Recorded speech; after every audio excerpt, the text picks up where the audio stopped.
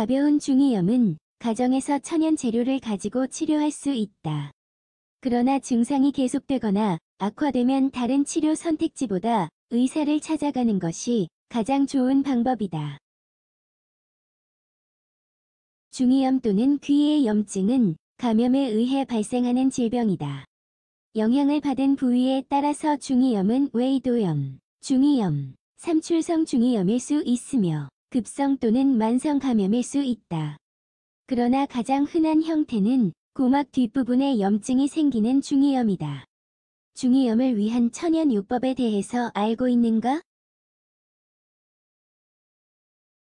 이 질병에 대한 치료는 감염의 심각성에 따라 달라지지만 증상이 경미한 경우 당신의 회복 과정을 빠르게 도와줄 수 있는 몇 가지 천연 재료가 있다. 이 글에서는 집에서 시도할 몇 가지 선택지를 공유할 것이다. 중이염을 위한 천연요법 4가지. 중이염은 귀의 통증, 이통, 중등도 열, 이명 및 과민 반응과 같은 불편한 증상을 유발할 수 있다.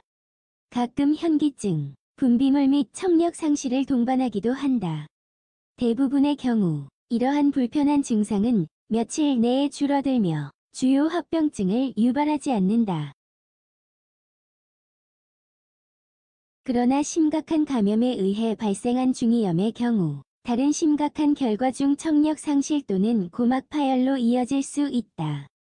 따라서 문제의 원인을 판단하기 위해 당장 의사와 상담할 것을 권장한다. 경미한 경우 몇 가지 천연요법으로 개선시킬 수 있다. 메모해두자. 1. 올리브 오일. 현재까지 중이염의 치료법으로서 올리브 오일 사용을 뒷받침하는 확실한 과학적인 근거는 없다. 그럼에도 불구하고 몇 가지 일화적 자료는 올리브 오일이 효과적일 수 있다고 주장한다. 실제로 미국 소아과학회 AAP에 따르면 올리브 오일을 귀에 몇 방울 바르는 것은 안전하다.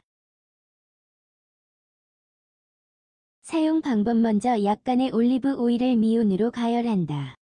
그런 뒤에 영향을 받은 귀에 3방울을 떨어뜨린다.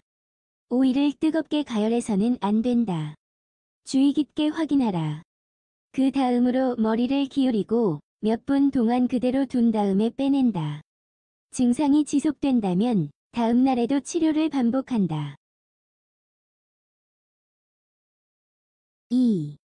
애플 사이다 식초. 고대부터 사람들은 애플 사이다 식초를 중이염과 다른 귀병의 치료제로 사용해왔다. 그러나 이전의 경우와 마찬가지로 이러한 효과를 뒷받침하는 증거는 없다. 일부 연구에서 주장하는 것은 이 천연 재료가 박테리아, 바이러스 및 균에 효과적이라는 것이다.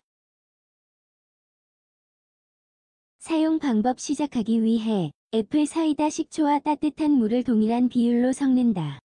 그런 다음 머리를 기울여서 영향을 받은 각 귀에 점적기나 주사기를 사용하여 5방울씩 떨어뜨린다. 다음으로 화장솜을 가지고 귀를 덮고 5분 동안 그대로 둔다. 그 뒤 잔여물을 빼낸다. 감염이 제어될 때까지 매일 과정을 반복한다. 3. 바질 오일. 바질 오일은 항염증 특성 때문에 중이염을 위한 가장 좋은 천연요법이다. 외이도의 자극을 줄이고 병원성 미생물의 성장을 막는 데 도움이 된다. 사용 방법. 먼저 몇 방울의 바질 오일을 따뜻한 물 1큰술에 넣어 희석시킨다. 그 다음 점적기에 혼합 물을 넣고 영향을 받은 귀 속으로 3 또는 5방울 떨어뜨린다.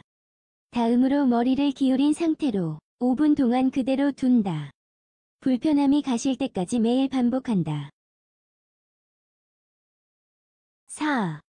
생강 오일을 외부에 사용하는 것은 중이염 증상을 조절하는 데 도움이 될 수 있다.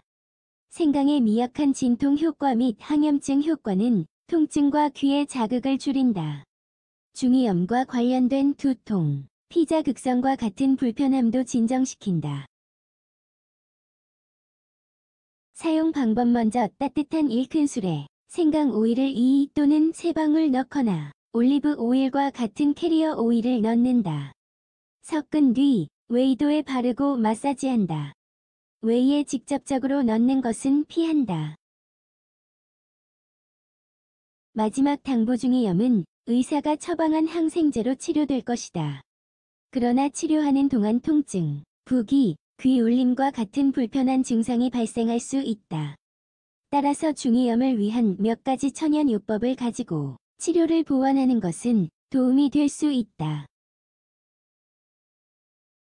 그러나 증상이 개선되지 않거나 악화되거나 장기간 계속된다면 최선의 치료를 위해 의사와 상담하는 것이 가장 좋다. 중이염이 다른 질병의 증상일 수도 있다는 사실에 유의하는 것이 중요하다.